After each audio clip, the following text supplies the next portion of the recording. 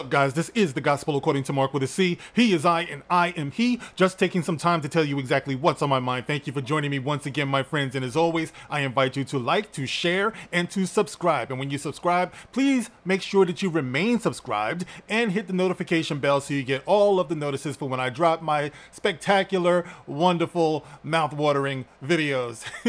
And also, guys, I call your attention to the Super Thanks feature that's on all of my videos. If you want to contribute to the channel, you like how I get down, you like the way I do the things that I do, you can contribute to the channel through the Super Thanks feature. It lights up your comment, and I see the comment and I respond to the comment in much the same way as a super chat asks for a stream. So I do thank you guys in advance for that. So anyway, guys, let's get into this, because you guys might remember that ever since I started doing Kenobi reviews, one of the things that I said, and I gave this to all of the apologists out there. I said to you, you might recall, that the key to enjoying Kenobi is to overlook everything that you've known previously. You can only enjoy this show as much as you're willing to overlook the things that you previously knew, because this show does break a lot of rules, right? So I said that, right? So it should be cool. But no, what I have found in these past weeks is that we are being bombarded with people who are attempting to explain away every tiny plot hole and things that don't make sense, every break in the lore and continuity. They're coming up with the biggest bullshit explanations for all of this stuff, right? And I'm done. I'm tired of it. I'm tired of dealing with you people, man. Listen, this one right here, because I know after we saw the finale of Kenobi for season 1, one of the biggest questions that was on everyone's mind is why? Why? How could Obi-Wan walk away having beat Darth Vader without killing him? Right? He just left him there in much the same way as he did in the prequels, but we want to try to act like he thought that he killed him in the prequels, right? So we're going to hold on to that, right? In the prequels, because they had this big revelation for Obi-Wan where, oh my God, you know, Obi-Wan is alive, when Riva said that Obi-Wan was alive and Kenobi was trembling like a little bitch, right? So let's get into this article here, right? Because, of course, it's in Screen Rant, right? So Screen Rant has got the perfect explanation for all of us wondering why and how could Kenobi leave Darth Vader alive. Check this out, guys, all right? Check this out. It's in ScreenRant.com. Here we go. It says here,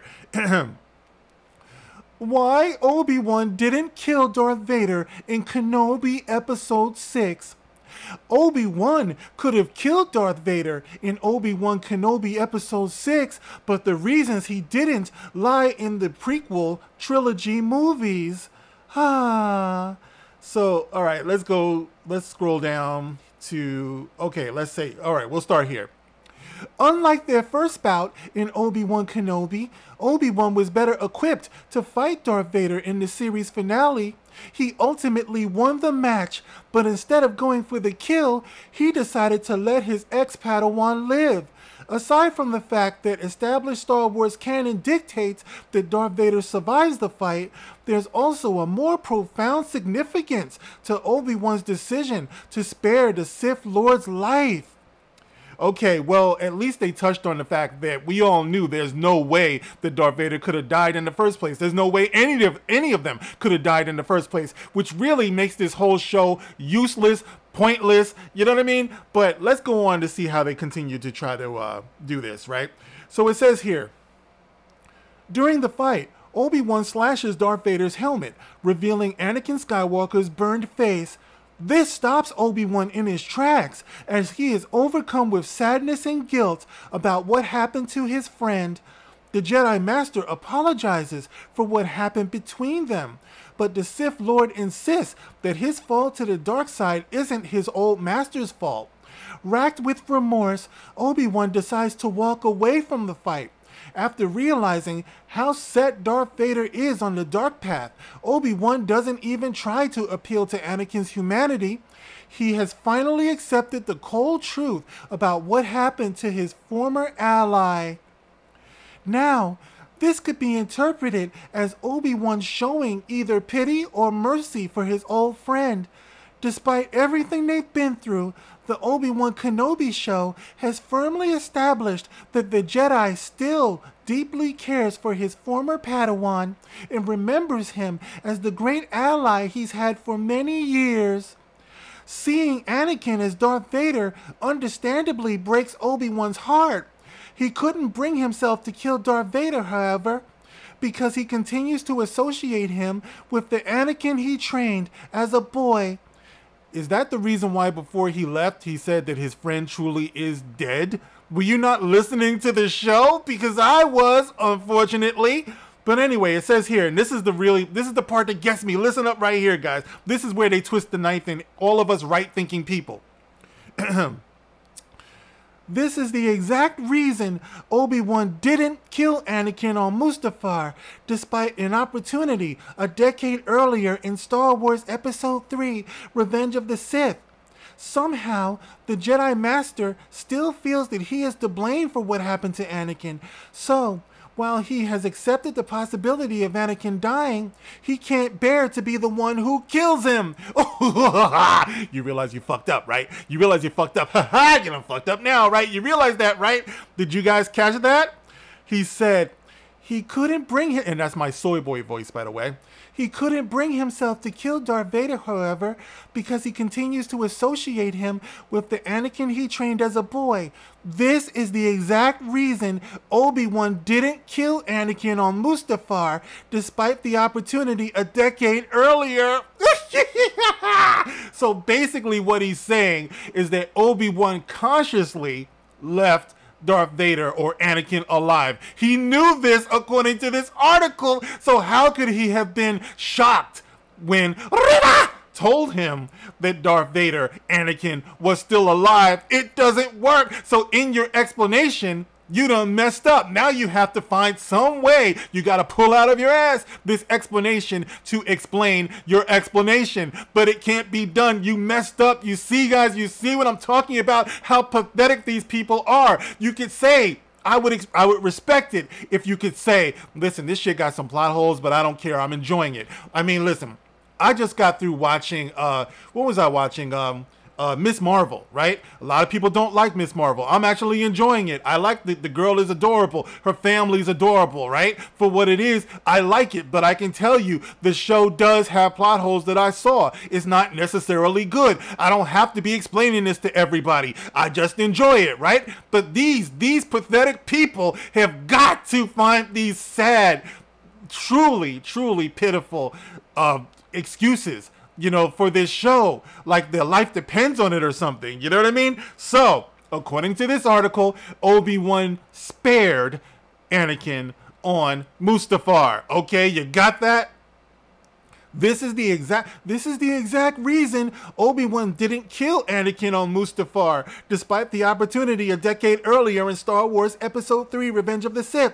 Somehow, the Jedi Master still feels that he's to blame for what happened to Anakin. So while he has accepted the possibility of Anakin dying, he can't bear to be the one who kills him.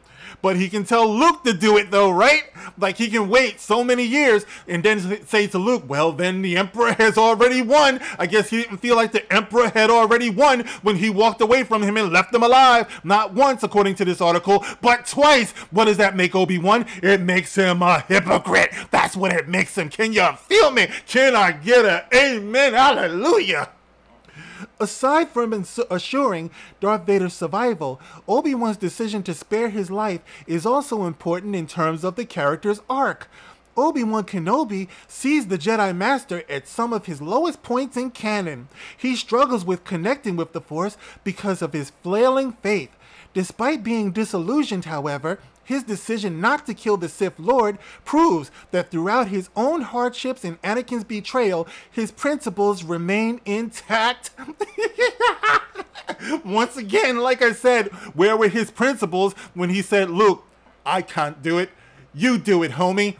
You take the blaster. You take the lightsaber. You take care of what I couldn't do, not once, but twice. But that's okay. His character is intact, even though he is now a hypocrite, according to this article. As he once told his Padawan and is seen in the Obi-Wan Kenobi Episode 5 flashback, a Jedi's goal is not to take a life, but to defend it. So he's defending Anakin / Darth Vader's life as Anakin Darth Vader kills people all throughout the galaxy. Yoda gave him a job. He said, Obi-Wan, you gotta stop him. You gotta kill him. Now he's had 2 times to do it, and he won't do it, but that's okay because his character is intact. You guys, oh, you're so sad. All right. Obi-Wan showcased that principle through and through by maintaining his devotion to the Jedi Code and refusing to kill an already defeated adversary, further solidifying his place as one of the greatest Jedi in Star Wars.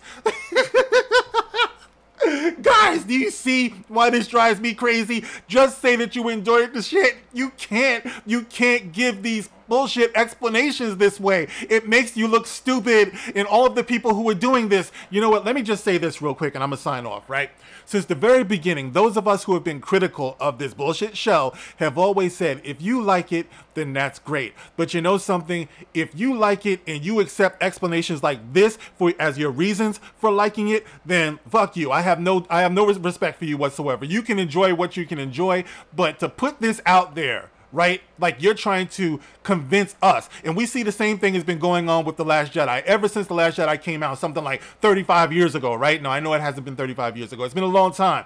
But every week is another article about why The Last Jedi is the best Star Wars. Why Rey is the greatest Jedi. Listen, you're not convincing anybody. If you want to believe that, right? If you want to delude yourself into believing that, then you go on and do it. You know what I'm saying? If you want to believe the earth is flat, well, we're not going to get into that, right? But if you want to believe the sky is purple, well, Prince, I mean, let's not get into that. But believe what you want. All right. But this constant need to convince other people, you know, in your psychosis, you get no respect from me, bro. But anyway, there it is, guys. What do you think? Do you actually buy this? Is this the reason why Obi-Wan spared him? Or is it because of piss poor writing? Personally, I believe it's piss poor writing. Anybody who is logical and right thinking knows that it was piss poor writing. If you still like the show after that, that's on you. But don't be trying to convince anybody else of this bullshit. But anyway, get in the comment section and let me know how you feel about this. As always, you can like, you can share, you can subscribe, as I said before. Thank you guys for listening. I'll catch you on the next one. This is The Gospel According to Mark with a C. Rock on. Jesus Christ, you can do better than that.